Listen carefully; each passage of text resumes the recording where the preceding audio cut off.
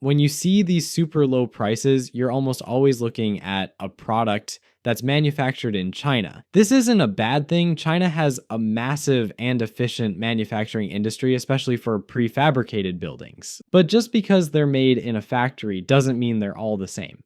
There's a ton of variety, from small pods that are basically just a bed and a bathroom to much larger, more complex structures.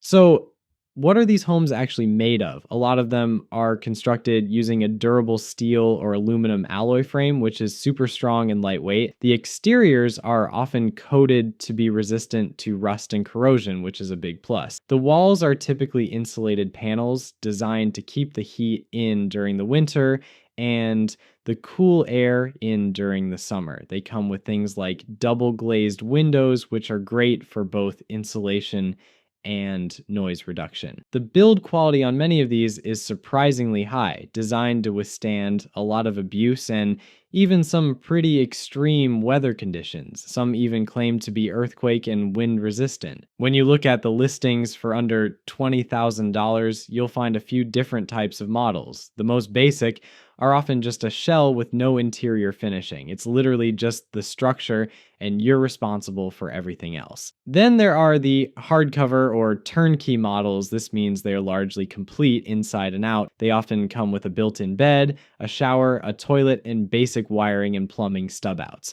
Some even include cool tech like smart home controls, automated curtains, and lighting systems. They really lean into that futuristic vibe. But here's the thing that the price tag almost never includes: shipping. This is where things get real. A single capsule home has to be transported from the factory in China all the way to your location. This is usually done by sea freight, and the cost can be brutal.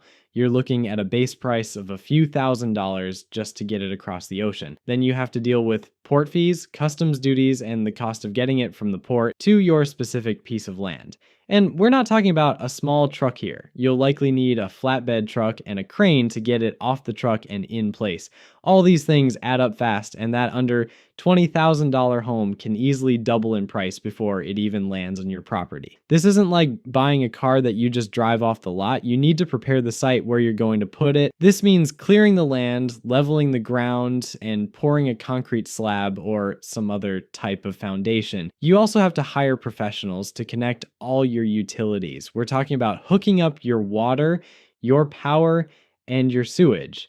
This requires working with local contractors and possibly getting permits. And that brings us to the biggest challenge: regulations and permits.